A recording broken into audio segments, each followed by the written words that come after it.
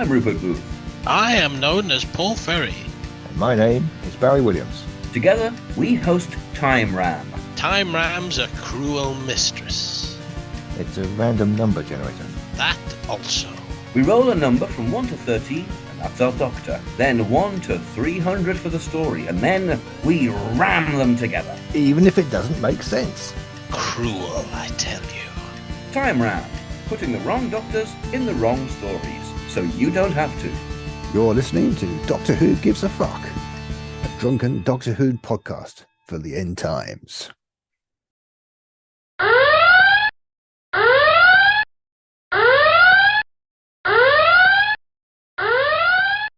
What's going on? What is going on with everyone? I think that question must be posed to Chris. Yeah. I'm not putting you on the spot, Chris, but yeah, let's talk this out. Are you trying to talk me out of quitting? Is that? No, I'm not. Okay. I'm not trying to. If that's what you want to do, then that's just fine. It just sounds like your heart's not in it anymore. It mostly boils down to, well, one, just it's hard for me to secure the time to do this. I understood, yeah. That can be dealt with. But that fucking comment that guy left on Amazon. Oh, really? Like that shit. I mean, I was already thinking in this direction before I saw that, but it's seriously just gotten to the point where, especially as a white dude, and even more so as like a middle-aged straight white dude, you just are not allowed to have a fucking opinion. Wait, back up one second. What was the comment that was left on Amazon? It was actually left on Audible, and I still have a screenshot of it Audible. Here. Yeah. Audible is Amazon. It's really funny. It's really funny because I'm hated on Audible, apparently. There's one Doctor Who Gives a Fuck review on Audible, and there's also one Bat 77 review on Audible. And this sort of like covers the whole spectrum. It's like everyone hates us because the Bat 77 review on Audible says that, yeah, I listened to this guy. He was really good, but then he started crying about Trump, and it's like, so fuck that. I stopped listening. Oh, fuck that. No. Yeah. I mean, fuck that guy. Yeah. But on the other end of the your spectrum, kind wasn't wanted anyways. Exactly. You know, we don't serve their kind in here. Have to take them outside. We don't want them here. But The on the other droids. side, We yeah, the don't serve them here. droids. Okay. Yeah. Oh, I heartily agree for you, sir. But on the other end of the spectrum, there's a one-star Doctor Who Gives a Fuck review on Audible with it says old men spouting misogynistic crap, condescending nonsense that should have no place in the Who fandom. Not good, not nice, not fun. I kind of feel like Frank Zappa here. I'm pissing off everyone. That's just what I was saying. It's like you can't have an objective opinion about anything in Doctor Who. At least you can't air an objective opinion because if you say anything bad about anything, you're either, depending on who in particular on the show is involved, you're either a misogynist or a homophobe or a racist. Or you're too woke. Or you're too woke. Yeah, it's like there's no fucking avenue I can go down. And it's like, and you can't even have an objective conversation about shit because as soon as you say something the mass don't like or don't completely agree with, it's one of those things. It's going to get thrown at you right away. And it's like, I know I'm none of those things. Yeah. Or at the very least, I try my damnedest not to be any of those things. Yeah. And it's just like, I just want to talk about the fucking story, guys, Yeah, exactly. But no one wants to do that anymore. You say something about the stories shit and, you don't like goblin blobs and fucking musical numbers and shit like that. And it's like, oh, you're just anti-woke. You're racist. You're misogynistic. It's like, But no, I just think it's shitty writing. But that's the point of the podcast from day one. Yeah. That's why we kind of started this. Right. Yeah. But it just sounds like that it's really starting to affect you personally. Well, it's kind of gotten to where it's like a lot of the elements of the show that I liked are just fucking gone. The stories aren't anything like they used to be. Continuity has always been sketchy with Doctor Who, but now it's like completely non-existent. Like they're not even trying. It's, regeneration changes from episode to fucking episode. The Doctor, there's a million of them now. Like, one thing I really don't like about the show is it's too goddamn focused on regeneration. It was originally meant to be a device used whenever an actor was through with playing the Doctor, or we had to get rid of this guy because he's a fucking asshole. Then we've got the device, we can replace the actor, and it just seems like over the past probably 15 years, the show is just too goddamn focused on regeneration. Right. Where it's just that's like the major focus of the show now, and I do find it very frustrating because it's just like you're just limiting your storytelling because you're just worried about what's this Doctor going to be like? Is he happy? Is he a good man? Is he a woman, or is he going to be whatever? And how many doctors does it take to get to the center of a fucking Tootsie Pop now? And who fucking cares? Who gives a fuck? Yeah, and if we kill this guy or gal, how many are going to fucking spring out? My thought is that we should take a break, and that we should.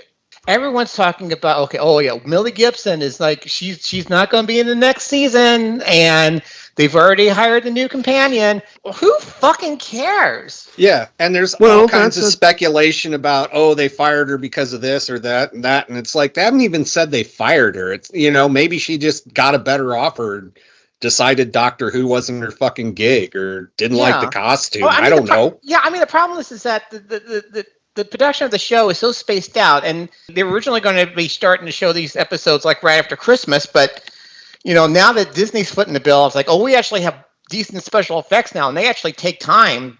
Mm-hmm. We're not going to slap together some shit. So no, this ain't going to be ready to go out till May.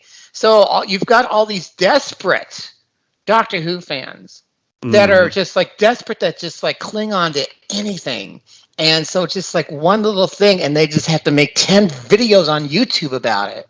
I actually feel, I don't want to say the opposite, but I don't look into, Chris, it sounds like what Steve is. Like, he doesn't watch the show, but he'll watch the videos about it, which I don't understand. Right. And I think I think that's wrong, but that shit's all filtered through somebody else's perspective. Uh-huh. And so you're getting what they want you to know. Okay. Yeah. And what they want you to know is going to support whatever point you're trying to make, That's the fucking media in a nutshell. That's not just Doctor Who. That's everything. Oh, yeah. But yeah, absolutely right. Yeah, that's everything. You're right. And, when you say media, when it comes to Doctor Who, I just don't care. I literally, like this, what we're doing right now, this podcast, is my only dip into Doctor Who fandom. I refuse to watch any videos about it. Well, I used to listen to podcasts about it, but everything was just happy. It's so great that I just stopped. Yeah. Now, this is it. I just get Chris and I get JB. That's all my. And you also do mostly harmless, which is kind of the. Oh, that's true, but I don't do it like as frequently as we do this. I mean, most harmless we do it every time there's a new episode, which could be weekly in some cases. Right, you're still a whore. Yeah, I'm a podcast whore. No, we love you for it, though. I'm very proud of it. But, I have this, I agree about the goblins and the singing and the fucking this and that, and I agree that the show isn't as good as it used to be, especially back when Tom Baker was the Doctor. Mm-hmm. But I think that, I don't even know if I would watch it if it wasn't for this podcast.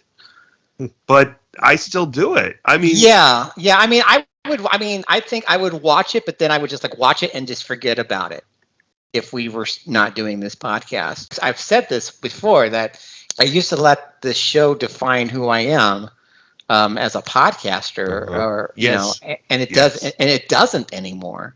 Yes. Absolutely, yes. I mean, for me, the whole point of this podcast is for the three of us to get together, shoot the shit, have our group therapy session. We started because we wanted to talk about the Fugitive Doctor. That I mean, we watched Skyfall and we watched the other episodes that were completely forgettable. And then this episode came up and it's like, what the fuck's going on? Okay, we got to talk about it. So we got together and talked about it. And then, we got together to talk about the rest of the season. And then the pandemic hit. And then it's like, we can't go outside at all. And, we're having such a great time just getting together and drinking and just cracking each other up. And it's just like, let's continue. And so we did. Absolutely, yes. And I think we've had a good run. So I like I said, I think, because I do think that we've kind of gotten on a rut. I think we've kind of struggled. I think there's some times where we'll like bring up something and it's like, yeah, we talked about that 2 podcast episodes ago, and I'll just let you guys go, and then it's like, okay, I'll just cut this at the editing because we've already covered this. That's what happens when we're all drunk. We need to do this shit. Yeah, that's true. That's true. But it's also, I think it's also just like trying to find things to talk about. When the show's not on, I just don't care. And we're not going to see any new Doctor Who for at least 3 months. I think you've sold me on it. I'll hang out. Like, we can just take a break till there's new episodes, and I'll hang out at least through the next season. Yeah, and like I said, if you still want to cut, I've put some thought into it. It's like should we continue? Should it's just be me and Sean? Should we try to find someone else to fill in the third slot? And I think I'm willing to do it, but I think we need a break. Yeah, because I will, and that was one of the hardest things. Or one of the things pulling me most towards keeping doing it is I do enjoy hanging out with you guys and doing this, but it's more just, I'm really worried about how shit I say is going to be taken, not by you guys, but by, the 4 or 5 people who listen. Okay. But I find that interesting, Chris, because it's like, how is that going to affect you? Is it going to affect your family? Is it going to affect your job? Is it going to affect like your I know that you're trying to build up this career in voiceover or audio. I mean, how's this spilling? I mean, is this spilling into your real life? No. Okay, so then what the fuck are you worried about, Chris? I have to be honest, it's the same question. Yeah. I'm fucking sensitive, guys, okay? Don't fucking tell anybody you'll ruin my street cred. You'll ruin my fucking street cred. Okay, I thought I was the sensitive one. Because I've been going through the last month, I was like, oh God, I pissed them off. I was listening back at past episodes, I was like, oh God, why did I say that? Why did I cut them off? I don't think either one. I cannot honestly recall a time that either one of you have legitimately pissed me off. Okay, well, I kind of started to this. I was on vacation when I read the email, and I'm like, huh? And I've actually gotten this email before from Steve. Oh, really? And yeah, and I talked him off the ledge. Yeah. That was before, like, we're talking like David Tennant era. When he wrote that email. But, the way I look at it is this is one podcast I have to do that I don't have to do any homework. Mm-hmm. And that includes watching the episode, if there's an episode. I don't watch the episode as homework.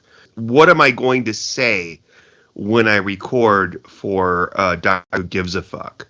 Right. It's not like when I watch Murder, She Wrote.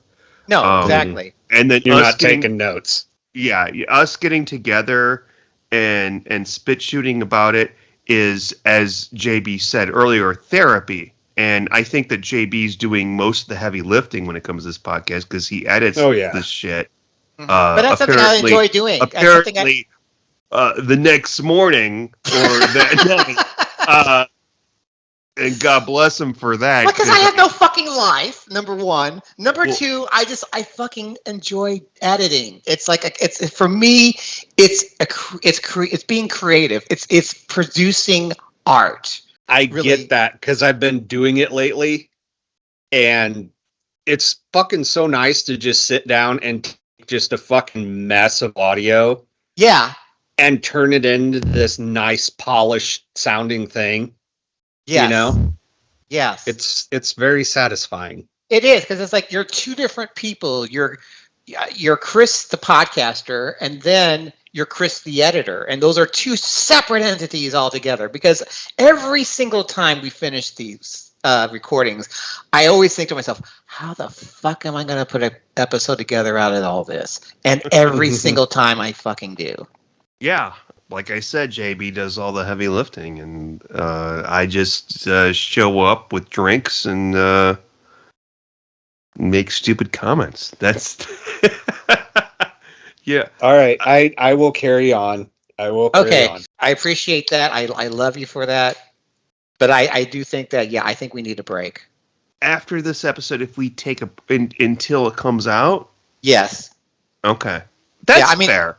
I think that's fair. Yeah, I mean, unless something huge happens, like, if Tom Baker dies between now and the new season, then we're gonna have to get together for that. Yes.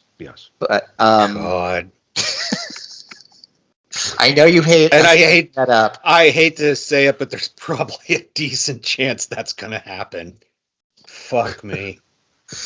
We have lost. Well, we'll have something to say about it. I saw the pictures you were talking, like the last time you guys were giving me shit about this. Mm-hmm. You said something about, I saw the recent pictures of him. I hadn't seen him at that point. Oh. And I have seen them since then. I'm like, oh my God, dude looks like he's circling the drain. Yeah. Are you talking about the pictures of him dressed up in the Fourth Doctor gear? Yes. And it looks like portraits taken at Sears. Yes. Right. And he looks like he's barely even conscious of what's going on. Yeah. Stick a fork in him and he's done. It's like, he's so fucking skinny. He's so, I mean, oh my God, just let him be. Just let him like fade, in peace and give him his privacy and just, I don't know, maybe he's into it. I don't know, but it just seems to me like, okay, well, it's the 60th anniversary. He's still with us. We got to trot him out there. And he's my doctor, and I love the man, and I wish we could have more Fourth Doctor content forever. But Big Finish has got you covered there. So right, but you don't have to drag the poor man out and throw a fucking scarf on him for me. I'm good. Yeah.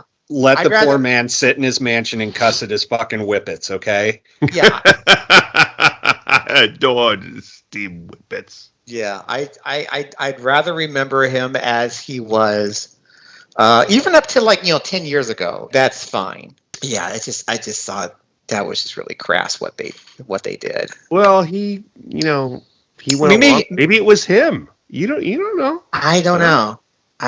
I mean, whoever's handling his affairs. I was talking about how they mishandled Stan Lee in his, the last 5 years of his life. Speaking of, I think we need to pour one out for Michael Jaston. Yes, we do. That cold finally caught up with him. Yeah, got him first. That's what you get for trying to kill me, old man. Let me see how old he was here. I'm going to pull that up real quick. I believe he was 80 something. Had a good innings. 88. Sure. He was 88. Yeah. Yeah, that's a good long life, I think. I think it was the same age as Adam West when he died. Well, cheers to Michael Jaston. You were a great doctor. Yes, he was. He was technically. Yeah, we lost a doctor this week. And I don't think we actually brought this up, but we also lost Mike Yates, Richard Franklin. Oh, yes. That's bigger for me. Yeah, that's especially since I guess I met him. But so it's a little bit bigger for me. Yeah, you met him too, Chris, didn't you? I did. Yeah, I got this. I think I posed him the question. It was like the year that him and John Levine and Kitty Manning were at Chicago TARDIS, and I asked them a question at a panel at Chicago TARDIS, but I didn't stand in line to get their autographs or did the photos or anything with them. But yeah, because he was. I mean, we heard that he was kind of circling the drain for a while now. He was at DFW Who Fest a few years ago. It's recent in my memory, but it is a long time. Yeah. And I remember when he exited the hotel, he had a backpack and 2 plastic bags full of stuff. Oh, man. I felt really bad. Yeah, that's the sad part of conventions when you see Excuse me. these celebrities that are past their prime, either age wise or fame wise, and it's just you just feel sorry for them because it's like they don't have as much of a draw as like Bruce Campbell or whoever. Yeah. And you just, I mean, because it's like, you kind of want to like go over and like talk to them, but then it kind of feels like a pity fuck, you know? Well, I did get to talk to him, and we did talk about going to Thailand. He's been to Thailand several times. Oh, wow. And that was it. And it was at one of those fucking breakfast things. Yeah, where they do the speed dating, where they change tables. Yeah. But yeah, that's what I got from him. And did you guys know that he was actually in a Star Wars movie? he was? Yeah, Richard Franklin was in a Star Wars movie. Which one? He was in Rogue One. Ah, okay. Yeah, Have not watched that. You have not seen Rogue One? Sure. Oh, wait. No, I did watch. Was it Rogue One? I've watched one of the new ones like recently. Okay, It was the one where they go back and show how they got the plans that Princess Leia got. Was that Rogue One? That was Rogue One. It's a great Okay, movie. who was he? I didn't catch it. You wouldn't be able to see him, but he's like he's one of the scientists that they brought out that helped in the construction, and they all end up getting executed because they were trying to find the leak because they knew that somehow the leak the information was leaked to the rebels. I remember that part. Yeah, he was one of those scientists. Huh. Really? I'm gonna have to watch that scene again now. Yeah. Did he speak at all? No, he didn't. He did not. But if you look, I think I bet you if you do a Google search, hold on, I'm going to do a Google search right now. I actually watched that movie because my good friend Ben is he's a Star Wars guy and a Star Trek guy. Yeah. And he pretty much, like, I was sitting there downing on the new movies. I'm like, I'm not even interested. He's like, dude, you at least have to watch Rogue One. Yeah, that's absolutely I'm like, true. okay, I will watch that. I will watch that one. So I watched it, and oh, okay, all right. Yeah, knowing that it's him, I can see it. But if I did not have him in my head, I would not. It's really hard because it's like because they don't really get in a close up, and it's like pouring down rain in the scene, and they're like on a platform, and it's like night, and you really have to strain to like try to find them because there's like 5 or 6 of them that they trot out, and then they kill them all. Mm-hmm. And that might have been his last role. Can we get the action figure? Oh, maybe in the secondary or third market. I'll get someone to 3D print me one. Yeah. So, Chris, when you sent the distressing news, I was actually last time we recorded, I mentioned this. I was cruising on the high seas, which wasn't as fun as I expected. It's not because I don't like cruises. It's just I just fucking hate people. And you were stuck on a boat with a bunch of them. Yeah. Every night we would go to the same bar, the Belvedere bar. Yeah.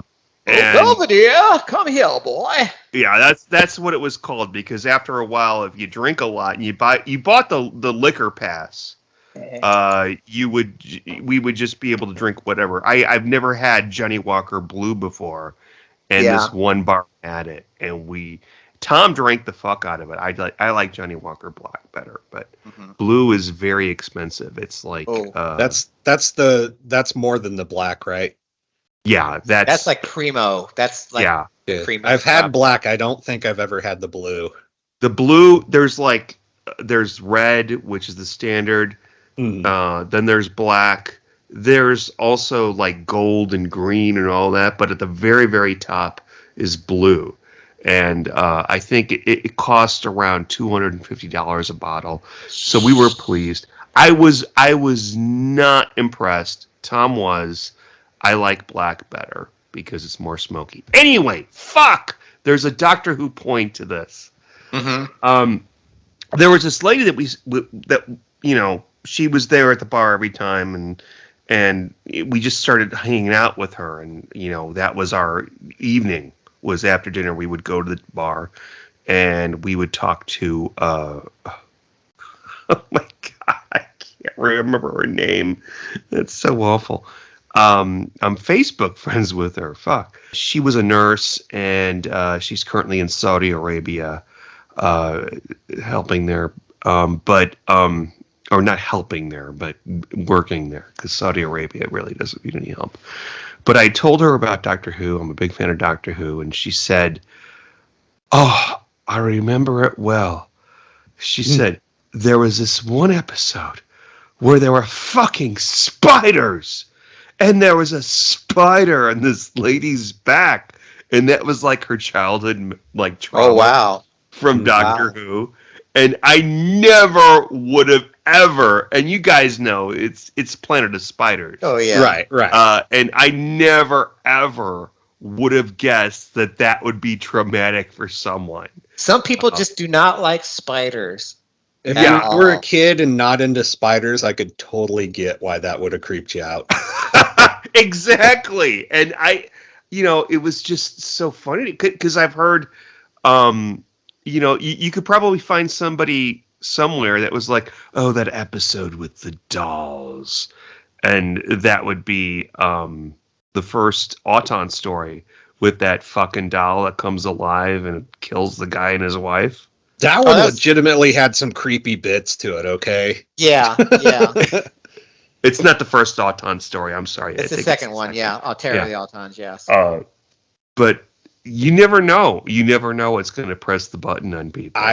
I couldn't sit in a fake rubber chair for years after the first Auton episode.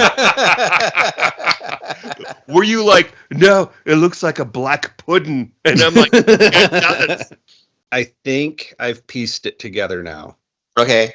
I've tried, I was pretty sure you were going on this cruise because you were going to push Tom overboard. Well, you know what? You haven't heard him. That's true. Right. That's true. Yeah. But that's right. But you've given me now multiple reassurances that he did make it back. I suppose I may be trusting you too far on that. But assuming your word is good on this, I think I've pieced together what happened. You were on the cruise.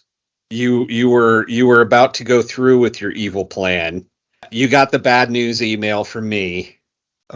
And you were like, man, I'm about to lose my support network. I can't dump Tom now. He's all I got.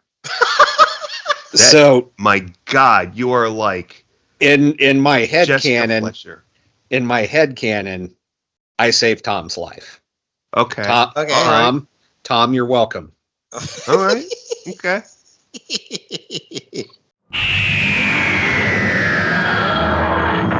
A Whovian and a Nuvian walk into a TARDIS and explore every episode of the classic Doctor Who series. Join me, podcaster John S. Drew, and me, writer-editor Jim Beard, as we take apart each story starting from the very beginning in 1963. And join us on our Facebook page and Twitter, where we continue the discussion with you with historical artifacts from British papers of the time.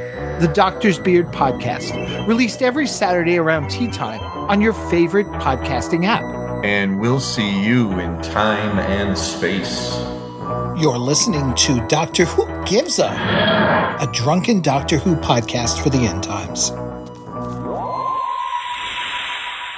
Chris, you were going to prepare a game for us. Have you done that? I have. Okay. Sound good. What is the game? I have 20 story synopsises. Okay. Mm-hmm. And they are all Doctor Who stories, not necessarily like mainline Doctor Who. I use Doctor Who stories and spin-offs. So like there's Companion Chronicles and River Song and anything relating to Doctor Who Big Finish is on the table. All right.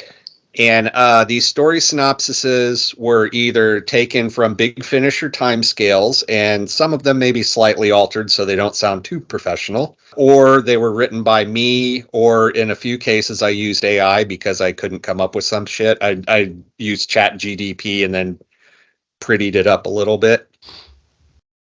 And your task, you two, are going to be to decide if this is an actual Big Finish story or one that me or ChatGDP pulled out of our ass. GPD, whatever the fuck it is. AI. Yes. I like this game. Okay. Okay. So, Sean, do you want to compete or do you want to just be a team? I think can we be a team?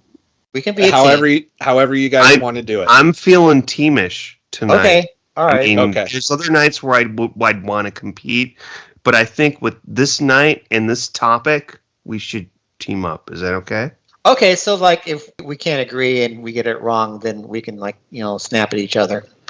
Yeah. There you go. However you guys want to do it. Fucking JB. Got I'm sorry something to do wrong this. with this ridiculous game. I'm going to throw you guys kind of a softball first. Okay. At least I think it should be a softball. We'll see. So, wait, you have to say if it's Big Finish or not, right? Yeah. Well, and I in my head, the name for this was Big Finish or Bullshit. Okay. Okay. So you have to decide if it's Big Finish or Bullshit. Okay. All right. That sounds good. So first entry. What if the Doctor had escaped the justice of the Time Lords? They want to punish me for being me. All the Doctor has to do to avoid being caught by the Time Lords is work in a supermarket and go to the pub. It's a cunning plan, certainly far less dangerous than fighting the dreaded Quarks and all those other alien fiends. But just when everything seems mundane and safe, alien transmissions, exploding poison gas, Princess Anne and wobbly trolleys burst onto the scene to ruin everything. It's a crisis, a fiendish alien plot, and the Doctor must use all the resources at her disposal to defeat it. She'll probably need to have a large vodka first, though. So is that Big Finish or Bullshit? Okay, so we're talking Second Doctor Series 6B. I kind of find it hard to believe that the Doctor would want to settle down and work as a grocer. Why did you get the JB? Why did you get the impression that it was Second Doctor? Because they mentioned about being punished by the Time Lords for just being you, which sounds like he's gone trans or something. I don't know. Yes, I agree. And then he mentioned the Quarks, so that was kind of like a sort of a giveaway. But then the whole thing about I thought I heard the Doctor with the female pronoun. Like, what will she do, or You something did. like that? Oh, You did. Oh, So that okay. kind of narrows it down. Yes, So- and the Doctor must use all the resources at her disposal to defeat it. She'll probably need to have a large vodka first, though. Oh, okay. So we're talking Dr. Ruth. Okay, let me ask you this question, Chris. If it's Big Finish, assuming it's Big Finish, and I, assume that you have some Big Finish entries in here, where are you getting Yes. this literature? I'm not going to reveal the series it came from until after you have guessed, because I feel like that might be a really big clue. Okay. JB, But I did say this isn't just strictly Doctor Who stories. It's Doctor Who and any of the various spin-offs. I'm going to say bullshit, but it might be a Torchwood story. Now that Chris said that it's all of the Big Finish universe. Okay, I think it's also bullshit because I don't think Big Finish would. I don't think they would promote the use of alcohol in a recreational way. So I think we're going to go with bullshit. Okay. You guys are so fucking wrong. This is an actual Big Finish story. It is from the Unbound series, and it was called Exile, and it was kind of a big deal when it came out because this was like the first story to feature a female doctor, and it featured Annabelle Weir as the Doctor. And Is that the series where every episode was a different doctor, different person playing the Doctor, like David Warner or Mostly. There were a couple of repeats, but mostly. Yeah, like David that's- Warner had 2 stories, but That's yeah, a mostly. really great idea. That I love that, and I've never heard any of them. That's This fantastic. one in particular is actually pretty good. Okay. I really liked it when I listened to it. But yes, that one is, in fact, a Big Finish story. Let's try this one. People are being stolen from the streets by a monster. By all accounts, it has burning eyes, breathes blue flames, and can leap the height of a building at a bound. While Vastra and Jenny fend off an overeager member of the gutter press, Strax dives into dangerous waters. Is this spring-heeled Jack of legend returned to terrorize the capital, or are there more sinister forces at work?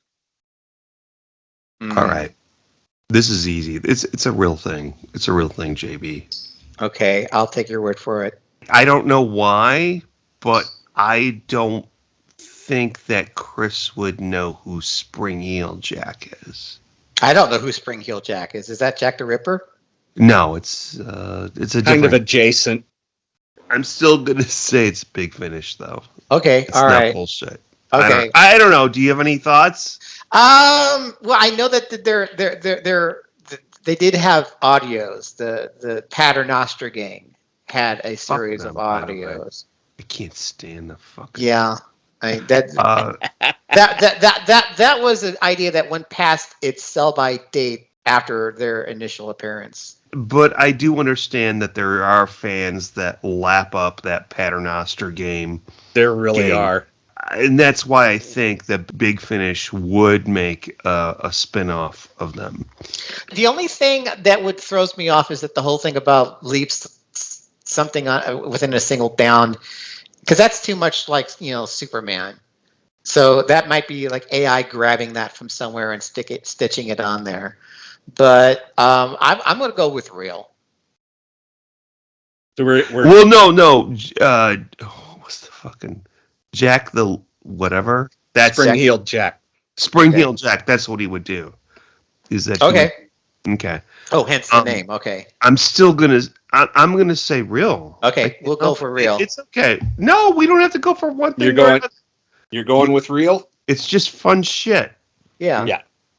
Nothing at stake here, except I'm gonna hound you mercilessly when it's wrong. But in this particular case, you are correct. All right. Yeah. Very That is a good. story called Spring-Heeled Jack, and it is from the series The Paternoster Gang, Yeah, I'm not gonna ever listen to that. which I was going to say, which for obvious reasons I have never listened to. Yeah, I think we're going to be over 20 as far as actually listening to these audios. Let's try this one. Torchwood has its hands full with the Eminence. Unit is bogged down with a budget crisis, and no one knows where the man in the blue box is. Who do you turn to when a strange airship dumps giant seed pods over London? The London Investigative and Detective Agency might not be the best option, but when it's all you've got, can Elton Pope and his girlfriend and former paving slab Ursula Blake solve the riddle of the alien seeds and find the man in the blue box in time to save London? Oh God, there was no fucking way they would bring back Moaning Myrtle. There was no fucking way they're going to bring back Moaning Myrtle, the Pavement Stone, and on Elton, any format whatsoever. I'm Not a calling Linda bullshit. fan, huh? No. I really like No. that episode, by the way, but I understand the hatred for that aspect. There's no fucking way they would have to like go through that script, with a fine tooth comb to make sure there's not any oral sex jokes in there. I call bullshit.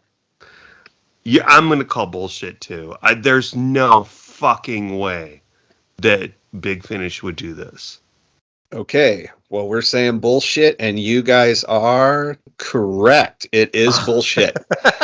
And you know what? Here's the sad thing, and I'm kicking myself because when I made this, I almost took out the former paving slab comment because I was like that might be a little too much edge for Big Finish. I probably ought to delete that, but I was like, I couldn't help myself. No. I'm glad you kept it in. I know if I took that out, I might have had you. I might have got you on that. No, I think I still would have called bullshit because it's like I don't think they would have brought that the Elton Pope character back for audio. No. But now watch it, they will now. After we, All right. someone at Big Next Finish one. is listening to us. Probably the same person who posted that review on Audible. And I'm going to tell that person, if one of the ones I made up turns into a Big Finish story, I am suing the ass off you.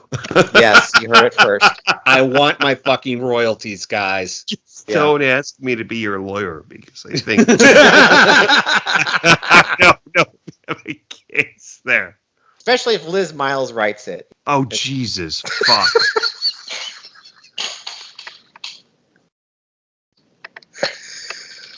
Okay. All right, number 4. The TARDIS arrives in a gleaming utopia in the space year 2003. Has the Doctor truly brought Ian and Barbara home to glimpse their future? The world owes much to its legendary inventor, and Susan finds herself face to face with the great benefactor. But soon, the time travelers are in a world at war, and the Doctor must confront his past.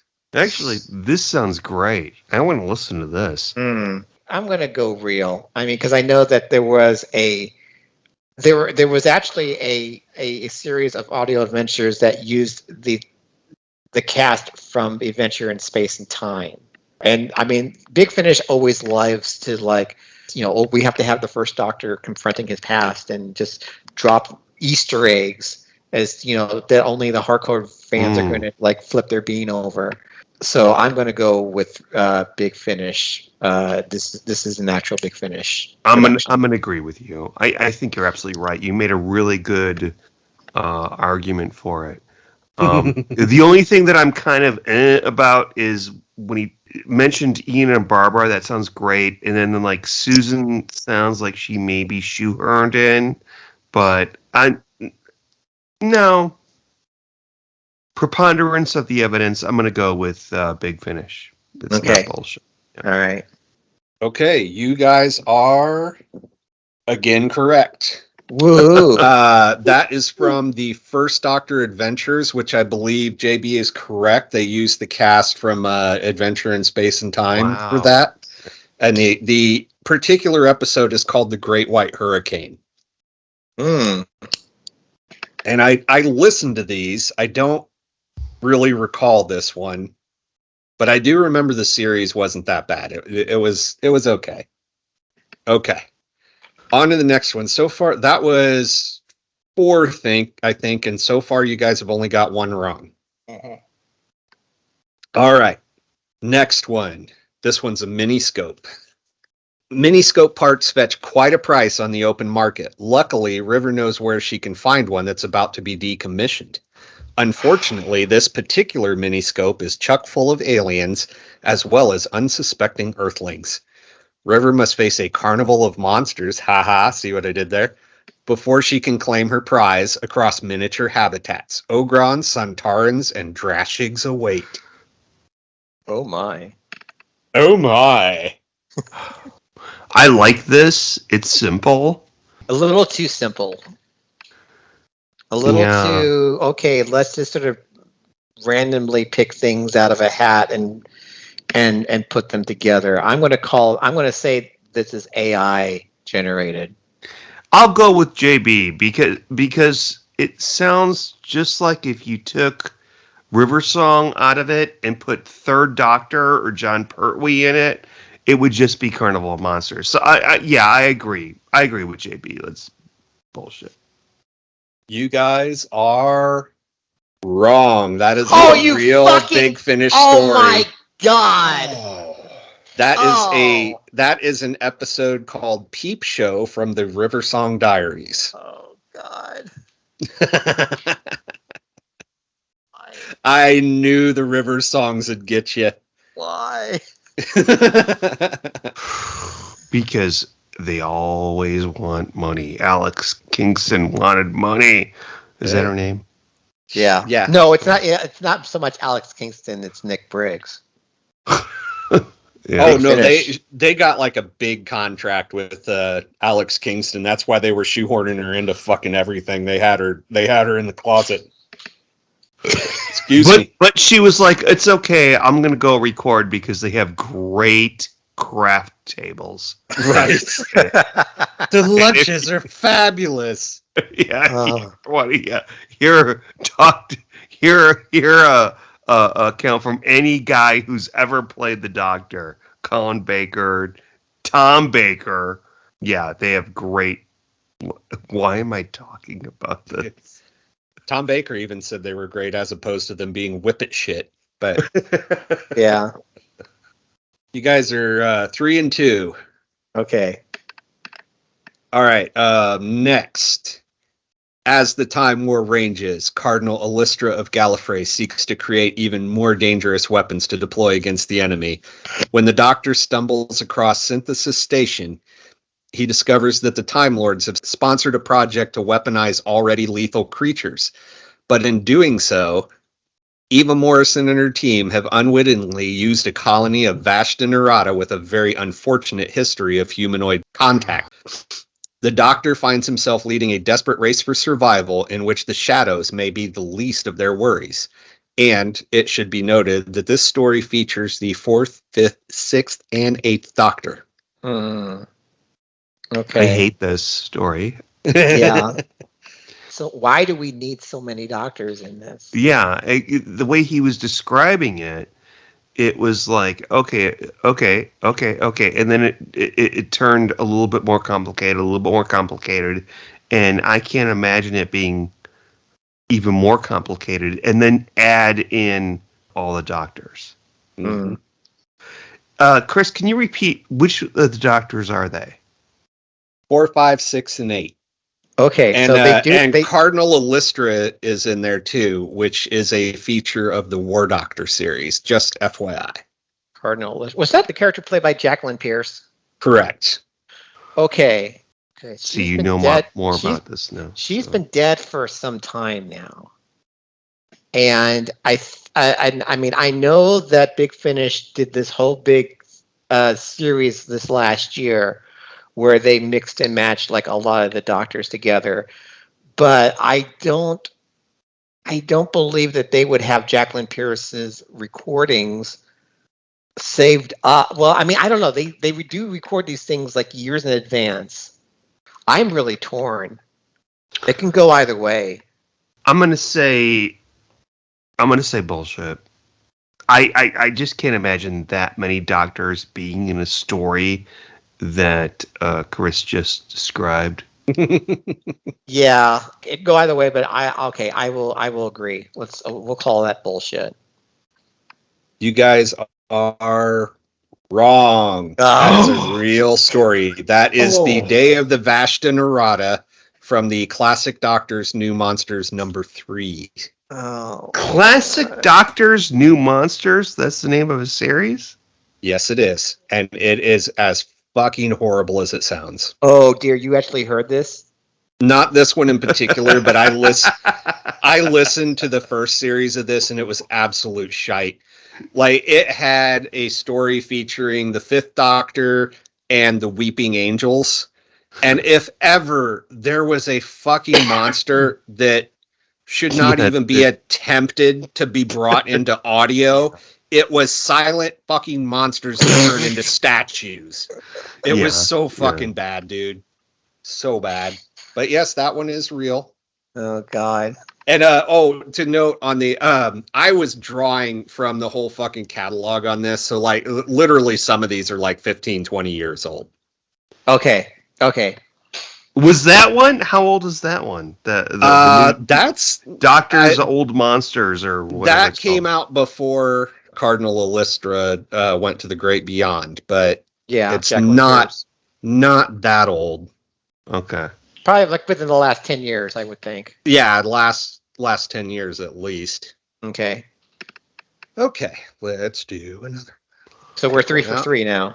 3 for 3. Okay. All right. The Doctor and Jamie materialize within a seemingly innocuous gaming arcade in the 1980s London, only to uncover a malevolent digital threat lurking within an advanced gaming console.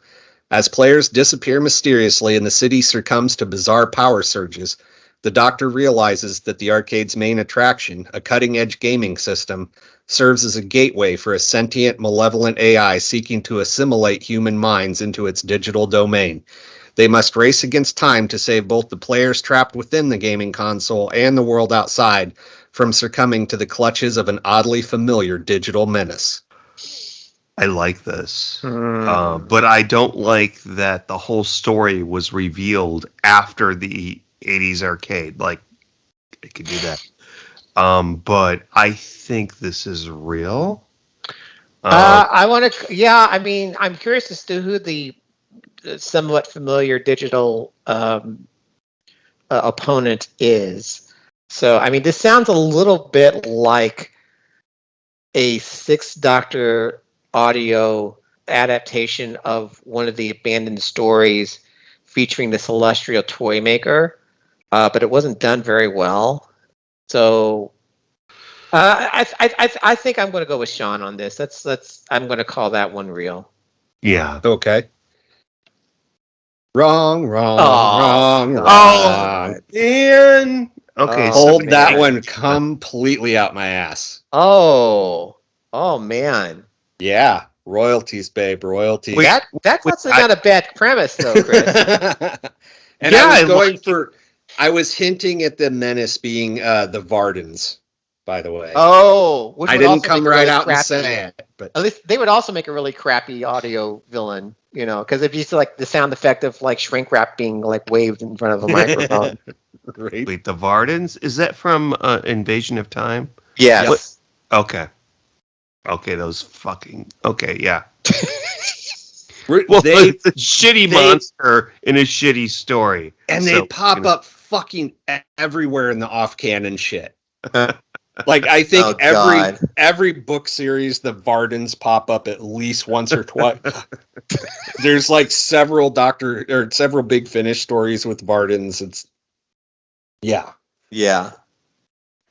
Okay. All right. Next one. When it comes to bringing down corrupt and exploitive regimes, there is no one quite like River. Until she arrives at Golden Futures and discovers someone else has already taken on her job. Someone with almost as much style and panache as herself. Her name is Blanche. The Doctor's about to get the shock of his lives, featuring 6 and 7. I'm at the point where it's like, oh, they can do anything. Because this sounds ridiculous. River Song, the Sixth Doctor, and the Seventh Doctor. And they're going to you said bring down a corrupt and exploitive regime. I love it. I love that. But then you mentioned like something about something golden, like Golden Futures. Golden Futures. Okay. Mm-hmm. And that made me think of the Golden Girls, like they were going to go to a retirement colony. This one actually has B. Arthur in it. No, I'm kidding. Good. I want to hear that. Doctor Who meets the Golden Girls. God, I would listen to that. Yeah. It's, oh my God, which Doctor will it be? Because it makes so much. Oh my God! Well, see, we can pair off Tom with Sophia. We can pair off Colin with B. Arthur. We can pair off Sylvester with the really old one. What's her name? That was that's Sophia. That was Sophia. Chris, okay. That's Sophia. Yeah. God. And then you're my never friend allowed Kayla to listens to this. She's going to murder me. Yeah. No, we'll pair up Tennant with Blanche because Blanche likes them young. Yeah. She'd do any of them. Oh, she would. She'd even do Jodie. She would totally do Peter Davison. I really think so. Yeah. Tom Baker would be all over that. But Tom Baker's all over his bed right now. You leave that old man alone. This is this is it. This is podcast gold. This is why we have to keep the podcast going. I'm glad you guys are liking this. I was really worried that this was going to be like too easy or too hard. Oh no! No! No, it's not like my what was it? My trivia quiz about the Queen or whatever. Oh God, that was torture. That's because you made us do fucking math. Yeah, that was rude. Yeah, I'm so sorry.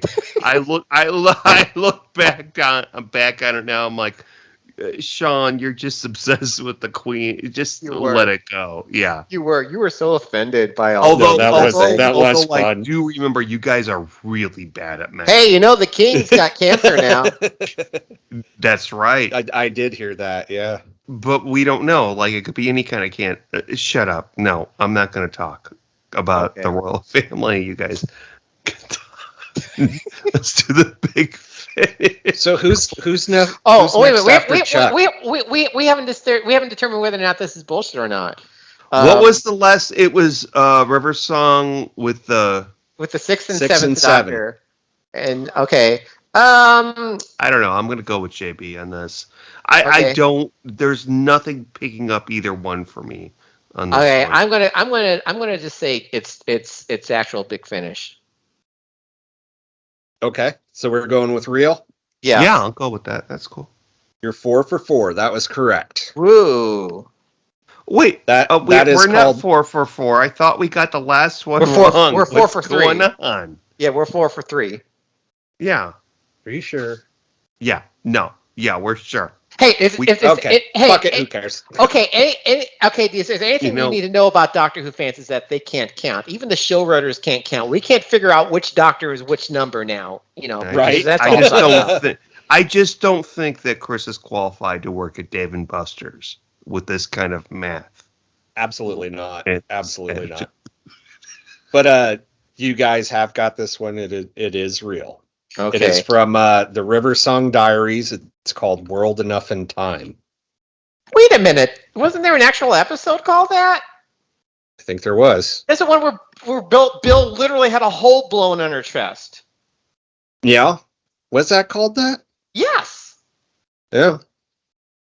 Well, either I put the title wrong or Big Finish sniped it first. I think that's older than the mainline Doctor Who story. Oh, man. Moffat, lazy writing. I will go to the grave saying that. Yup. Oh, it wouldn't be the first time he ripped off some off-canon shit either. Oh, better watch it, son. Hey, we all know it's true. Paul Cornell's going to be listening to this next week at Gallifrey, and he's going to write us a stern tweet, which we won't see because none of us are on Twitter anymore. Because there is no Twitter. Or what's X, his name? Whatever they call it. What's his name? Miles? Lawrence Miles. Lawrence Miles. He's dipped his toe into Lawrence Miles a few times, too. Yeah, not his toe, not his dick, because, he's not into guys. No one's going to touch Lawrence Miles. No idea where this is going. We really don't want to go there, so.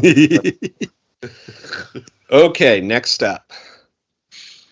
Christmas is a time for family, they say, which is why the Doctor has invited his granddaughter Susan and great-grandson Alex for Christmas dinner in his time and space machine.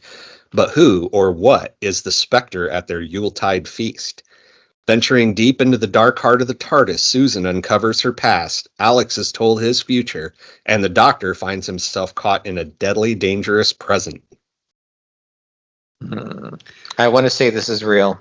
This is real. This sounds really familiar. This sounds really good. It didn't. Chris, did it specify which Doctor? This is the 8th Doctor. Yeah, this is real because I know that they did do. I know that they did do a couple of episodes with Paul McGann and Carolyn Ford, and they had someone playing the guy who they got to play the grandson was, I think, one of Paul McGann's sons, actually. So, and I think one of the stories was called Unearthly Child.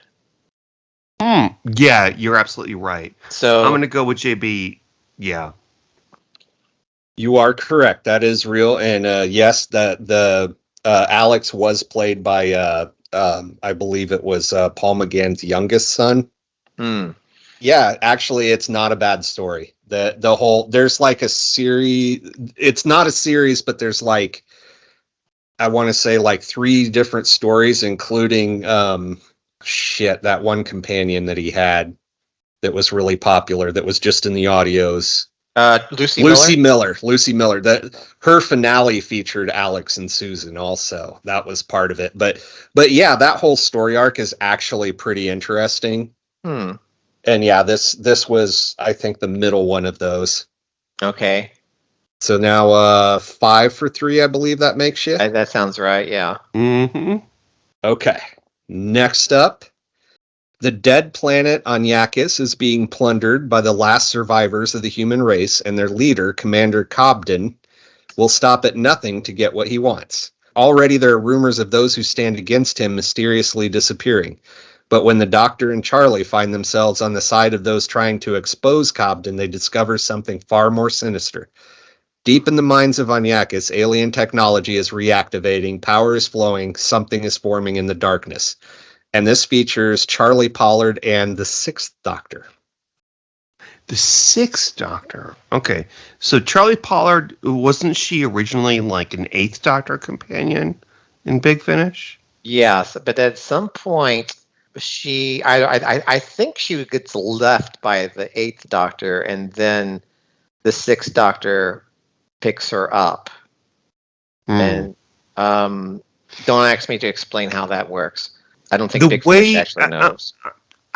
I'm leaning towards real because the way that it sounds like a boring story. I'm sorry. It does sound like a boring story. It really does. And the way that it was put was really eloquent, and that's why I think it was written by a human. And that's why I think this was better than Chris can write. That's funny because I wait, hold on. I'm sorry, Chris. The fake ones are Chat GPI. What do you call it? GDP, whatever. They're AI. Yeah. How did you come up with the fake? What did you tell it? Sometimes I just gave it prompts and then like went back over and smoothed it out because sometimes the AI shit sounds really obviously AI. You know what I mean? All right. So like the ones that I made up, that's usually what I did. I gave AI some prompts to kind of get me going, and then I went through and just polished it. Mm-hmm. I want to say this is not real. I'm going to go with not real as well. We're on the Okay, you're 5 for 4 then because this is real. Oh, this is from the 6 for 2 or something. Oh, come on. I know you've missed like 3 at least. 25 or 64. I don't know. But you're wrong. You're fucking wrong. All right. This is from the monthly series December bonuses. If you subscribed, because subscribers get more at Big Finish. If you subscribed every December, they would give you a bonus episode, and this was one of those, and it was called Return of the Crotons, and it's shit. Oh, God.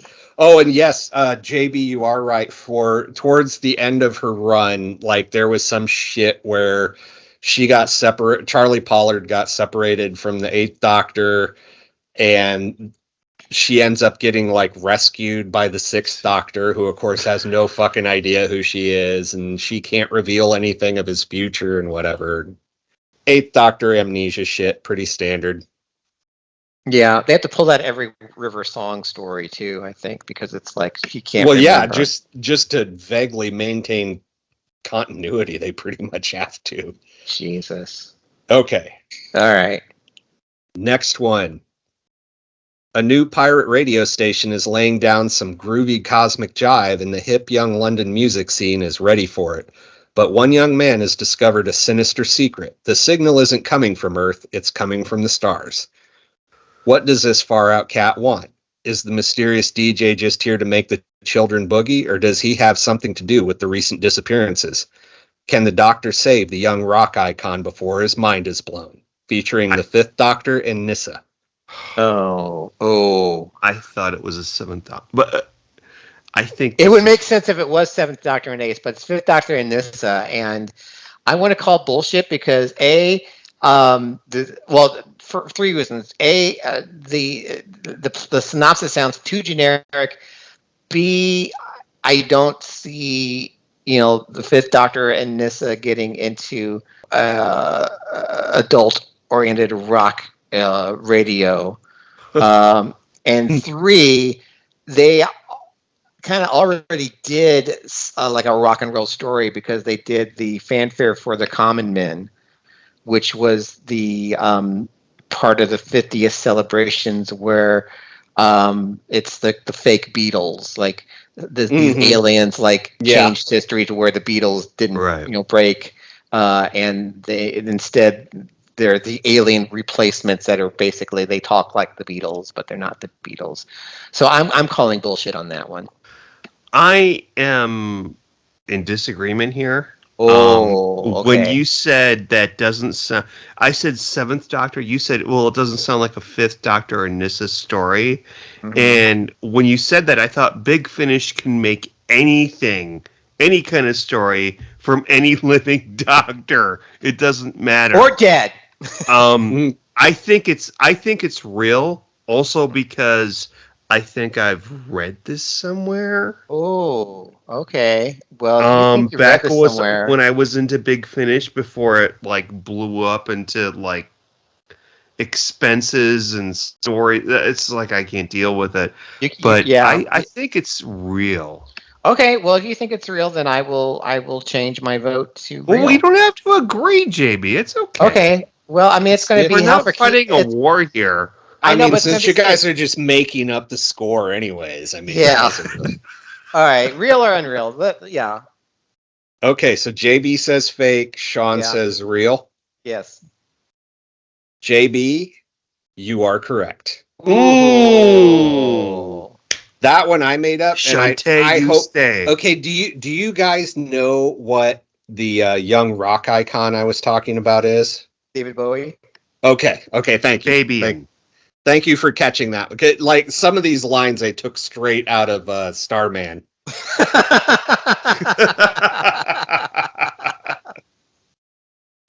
So yeah, I was kind of proud of that one. That's a good one. I shouldn't have done 5th Doctor Nyssa. I purposely wanted it to be incongruous though. I wanted it to be this doesn't make sense that they do that. But yeah. I would have given you 3rd Doctor and Joe Grant. Or I would say 7th Doctor and Ace. I think that's Or gosh, 3rd Doctor. Chris, you got to go and rate them. It's there was also just by the way, there was an 8th Doctor story. I believe it was the second 8th Doctor story out of the 8th Doctor adventures that featured it was the horror of glam rock was what it was called. Oh Jesus Christ, I've heard that one. You've heard that one? Yeah. That was kind of my inspiration for that one. Okay. There was wait, hold on. I'm so sorry. There was also a Eurovision episode. It was the 7th Doctor. It wasn't Eurovision. It was Galaxy Vision or something like that. And there was a murder or something, and they had to solve it. So some fucking hidden alien. Yeah. All right. Next one. This is a warning. Your aggression cannot go unchecked. The West must disarm. We will make you disarm. When an assassination follows the first demonstration of a deadly new weapon, it appears that an alien race has fired the opening salvo in a new war. A war for peace? But is this truly their intent? The Doctor is unsure. The answer lies deep in the heart of a distant country, a place where a man might be a hero or a traitor, where a man has to face the menace of the Mega. The Mega? The Mega. And this is a 3rd Doctor story. Sounds kind of Cold War-ish, which would make it topical for 3rd Doctor, so I'm going to go real. Did you confirm, Chris, that it was 3rd Doctor? Yes, it's 3rd Doctor. Okay. It sounds like a 7-part Malcolm Hulk snoozer. You're right. I'm going to go with JB. Malcolm Hulk snoozer. That's what I take every night as a Malcolm Hulk. And then I wake up. It could be taken so many ways. That wasn't B12 they put in you. That was not. Isn't that like no? I feel so uncomfortable with the name Malcolm Hulk, and it sounds like gay porn. It really does. It sounds like a gay porn star, and I'm saying niche, like but I'm not gonna watch. Like Malcolm Hulk is gonna show this. Never mind. And with Terrence Dix too. That was okay. That one is real, and that was one of the lost stories called the Mega. Which the fact that it's a lost story means it was almost an actual Doctor Who. Oh man, yeah, that was one that I don't know why this one in particular got ditched or lost, but it was. Let's do Colony in Space instead. Okay. All right, next up, I have completely lost track of how many you guys have. Okay, yeah. No, it's 7-3. I'm just making that up too. Chris, see, this is Chris. You should be keeping track of this shit. I'm disappointed. Well, all right, you're 3 for 8 then, fucker. All right. I think it's like so unprofessional. 6 and 4 for you, and 7 and 3 for JB. I'm gonna write a complaint. Well, Okay. send it to JB because he does this shit. This is his thing. See. I do this shit. Okay. He's responsible. I get the brunt of all the fan hate, all the listener bile. You know, they're so moved to crucify us on Audible. Bile. Hey, I think we should do an email and read the best hate mail we get. Well, we don't really get that much mail, but I know. That's what you told me when I suggested it before. No one writes. I mean, we'll occasionally get Jeff Waddell and Robert O'Shea, but those are the only ones who actually really interact with us on Facebook. I found out that who37.com is still an email address. I think it's who37pod. I forgot the name of the. I think it's who37podcast at gmail.com is still. See, this right here is why we aren't like Verity. We forget shit like that. We can be professionalism. Yeah. No. It takes 6 of them to get their shit together.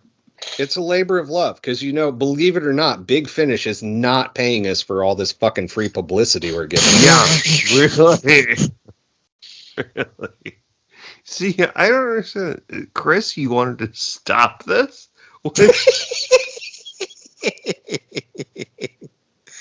I am under no obligation to make sense, all right? I am literally getting the best therapy I can ever get. Oh, yeah. Well, that makes it worth it. It's a very important thing. All right. Yes. You ready for the next one? I am ready. I'm still goddamn ready. Okay. At last, Carruthers Somerton, the greatest admirer of Jago and Lightfoot and their would-be biographer, gets to accompany his heroes on an investigation. But amongst the bizarre murders and strange clues lies a much deeper and far more dangerous mystery. Unsure who they can trust, Jago and Lightfoot will find out the truth at the Museum of Curiosities. Yes, I think this is real, because they do have a Jago and Lightfoot spin-off thing. I don't know how far they got with it. Until one of them died. Really? Yeah. Yeah. When? Several years ago. Yeah. Oh, okay. And it was going right up until he died. Okay. But this does sound like the type of gothic mystery that they would look into. Yeah, I agree. I think this is actual Big Finish production. Yeah. Okay. Yeah, that was kind of a softball. Yes, that is indeed a real Jago and Lightfoot. It's called, oddly enough, the Museum of Curiosities. Ooh. Very clever, eh? Mm-hmm.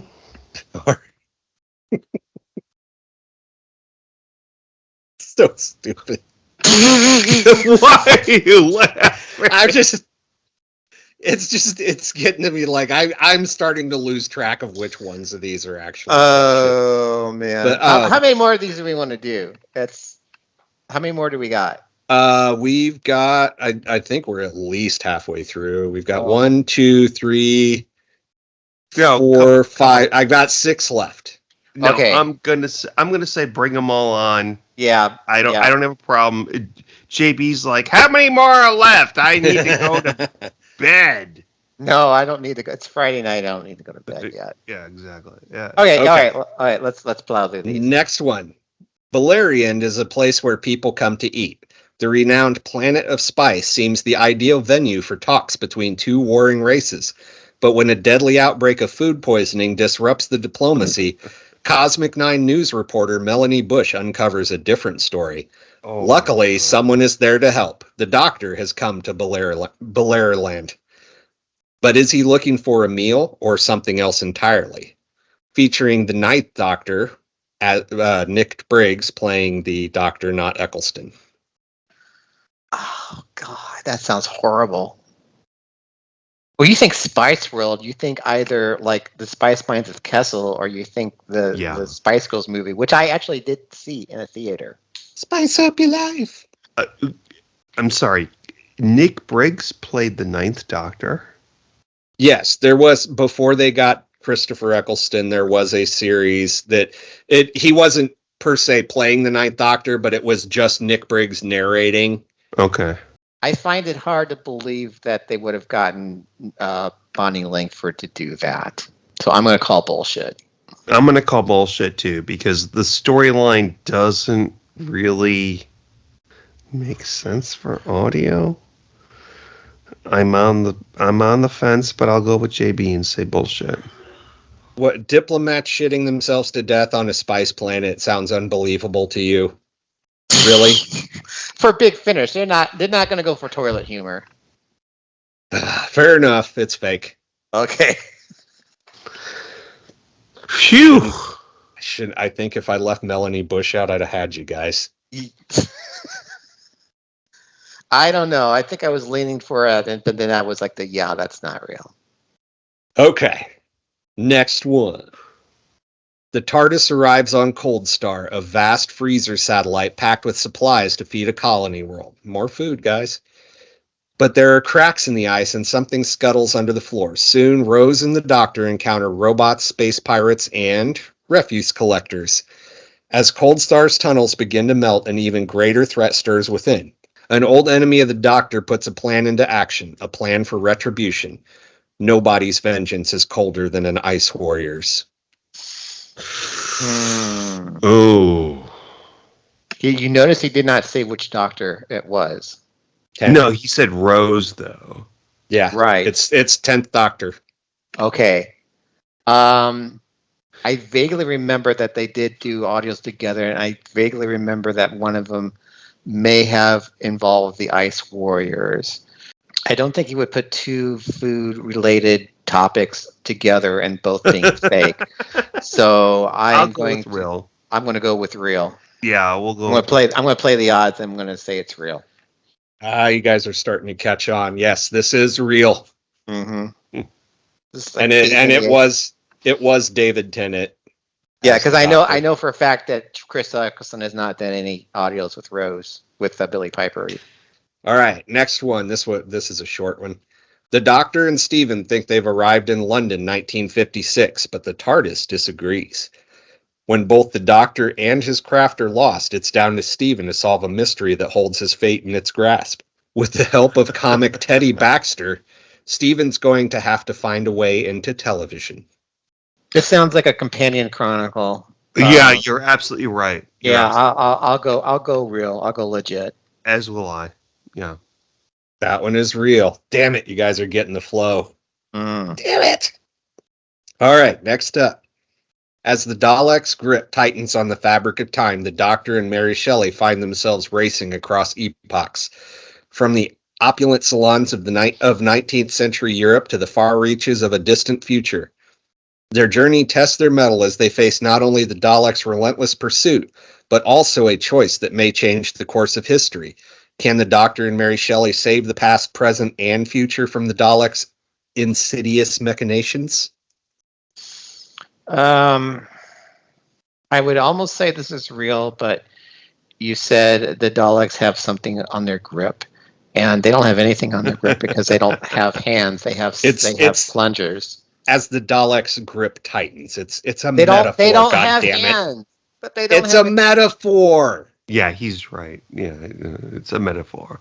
It's not literal. Like, yeah. It sounds too generic. I'm still thinking it's fake. I'm gonna say true, just to be different from JB. Mm-hmm. Okay, well, you'll regret that because that is fake.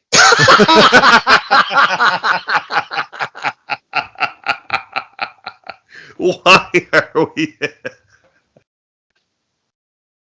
So that's two that you've diverged from JB's opinion and gotten completely wrong. Sir. Yeah. To be honest, you got like halfway through that synopsis, and I like totally lost interest. I'm glad you like my writings. That's actual Doctor Who for you. So, I mean, I discovered doing this that a lot of Doctor Who episodes, when you write out the synopsis, just sound like fucking drivel. But all right. Okay. Three left to go. Three left to go. Okay. All right. The Doctor and Leela find themselves in the middle of London at the time of a new energy crisis. The Globe Sphere Corporation seems to have all the answers, but several thousand protesters beg to differ. What is the connection between the National Gallery and a base on the moon? Has radical thinker Damian Stevens simply sold out, or does he have a more sinister agenda? The Doctor has detected a mysterious energy reading. Could it be that the most evil creatures in the universe have returned to claim ultimate victory once and for all? I think this is real. This sounds... I know this is real because I actually have this audio.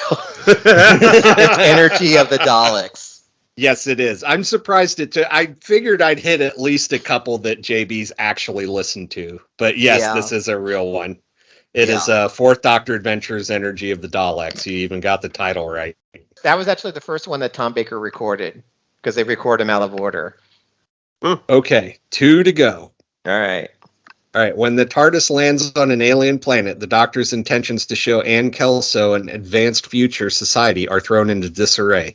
Because they have arrived on Drashig World, a park where every known species of the terrifying predators has been gathered together to entertain and thrill the public.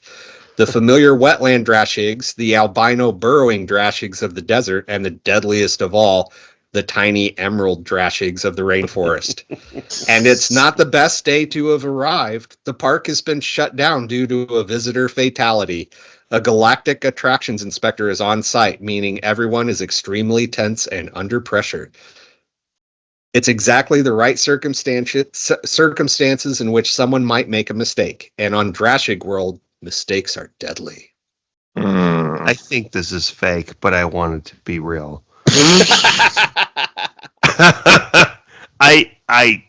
That's a hard call because I think he mentioned someone who I don't know who the fuck that is traveling with him, and I know that they've been introducing these companion characters that were never on the show, and they try to shoehorn them in between seasons or stories of Doctor Who. If it's made up, it's got to be something that Chris completely made up because I don't think AI is that brilliant to come up with all the different flavors of Drashigs and like their ecological settings, you know. I think there was a compliment in there. I'll take it. Yeah. I want to say fake, but it's a really well-crafted fake. I'm going to say fake as well. I really do think this is a fake. This one is real, guys. Oh my God. This is a Fourth Doctor adventure called Planet of the Drashigs. Oh dear God. I wish I'd come up. Yeah, the Emerald Drashigs that's a nice touch. Yeah. Okay. The finale. Ooh. This one's hard, guys. This one Okay. is really fucking hard. Okay. The Dr. Donna helps a newly regenerated doctor through his struggle with PTSD while uncovering a plot by an ancient villain cliche to conquer humanity by using a magical C chord. Can the doctor find a new novel way of regenerating in time to save the day while running around pantsless and grabbing balls? Will the doctor last in his retirement with Donna's dead grandpa? Why do they keep giving Mark Gatiss work? Are we all just going to casually accept that Unit's IT guy is a squid dude for no fucking apparent reason? Mel returns just in time to carry a box. Is that real or fake, guys? I think it might be fake, but I'm not sure, JB. I think this is Chris trying to deal with some issues he has.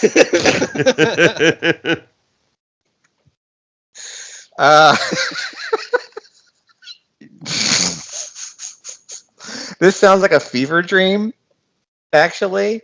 I want to say both. I'm going to say it's both real and fake.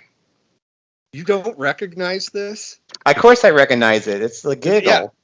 Yeah, it's the giggle. Exactly. Yeah, but yes. Okay, but that doesn't go with the premise of the game, because these are all supposed to be big fish. I know. This was just purely me being an asshole. Okay. Okay. No, so yes, you asshole. Technically, that's fake. It's not a Big Finish episode. But it's a real Doctor Who. So but it's a real Doctor Who episode. See, that's right. Yes. It's both. It's both. Yeah. So yay. All right. Well, I hope that I hope you have successfully dealt with your trauma of the giggle. No. Okay. Still working on that. Okay. Well, you keep working. It took me a while to get. It took me a long time to get over the Claridox. Yeah. I thought that was a prescription that you were just talking about. No, the Okay, Claridox. That's something that's something trademark JB Anderton there. Yeah. Yes. I actually ran into that little graphic I made the other day. I was going through the Doctor Who Gives a Fuck blog page, which has like all the old Who 37 posts on there as well. And I found that little chart that I made about how the Claridox is like completely bullshit and like it just doesn't work. But yeah, it took me years to get over that, and now it's just like. Now they blow shit up worse than that in your average episode. Yeah.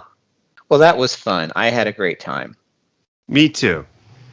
Well, thank you. I'm glad you guys enjoyed that. I put a fair amount of work into that.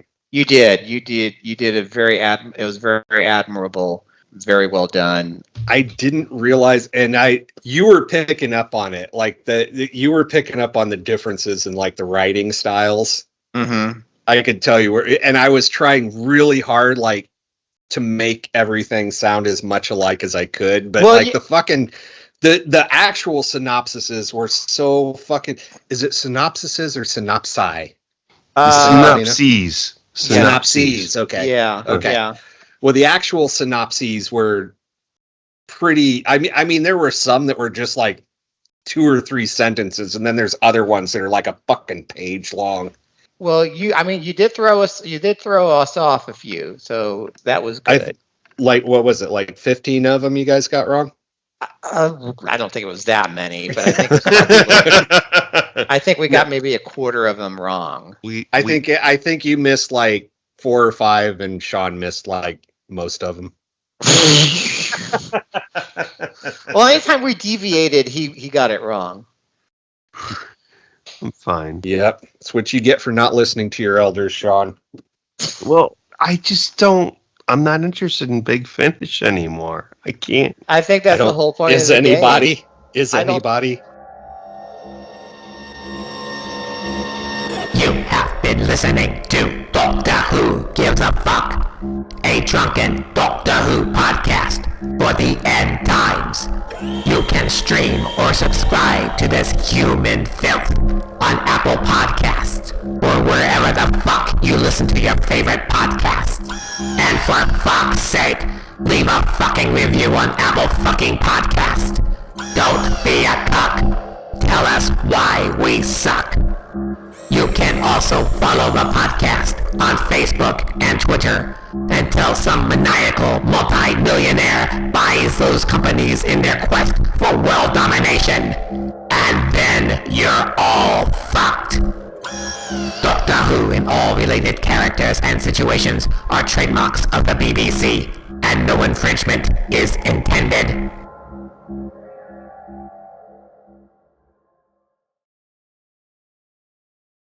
I have not seen a single episode of the original Star Trek. I'm not a Star Trek person, so I was You're on not that. missing much. Sir, I think you may be wrong there, but this guy's a Okay, I'll give this to you, Chris. I mean, out of the 79 episodes of Star Trek, there's probably maybe a dozen, maybe 15 that are classic, and the rest you can just, throw the Dixie cup away. All the episodes I've seen must have been out of the rest. Because are you talking about the original Star Trek with William Shatner? Yes. Okay. Yeah, I've tried to watch. Like back in the day, I used to be into NG. I've done a smattering of Deep Space Nine, probably most of the movies. So it's like I'm not a Trekkie, but I've followed it a bit. But man, the original stuff I have just never. It's a snooze fest for me, man. On YouTube, there's a channel called Bunny Tales, and it's this girl. She's probably like in her 20s. Very attractive girl, dark hair. She fills a sweater very well. I'm just going to say, she fills a Star Trek uniform very, very well. Get in. But she's doing she's like watching all the classic Star Trek episodes for the first time and recording her reactions to it.